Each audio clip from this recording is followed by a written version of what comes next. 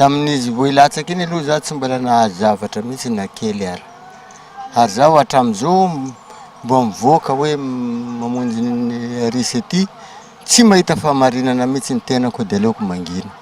Mpanao politika tsy maintsy karahan'io foana tonga misehatra ambony amin'ny fitialilany azy, tsy maintsy manao koboka-mbava izy hoe mba azahoan'le seza rehefa tonga amin'ny plasy io mety adignany zany le teny nataony fanomezany tamin'ny vahoaka iny. Zay zavatra misy amin'izao fotoana izao amin'ny mpanao politika. Raha ny tena izy aloha diso fanantenana zay amin'izao fotoana izao. Iady seza fotsiny na hoe ho titena fotsiny fa zay zany zavatra takiany tanora sy ny taranaka faramandimby amin'izao fotoana.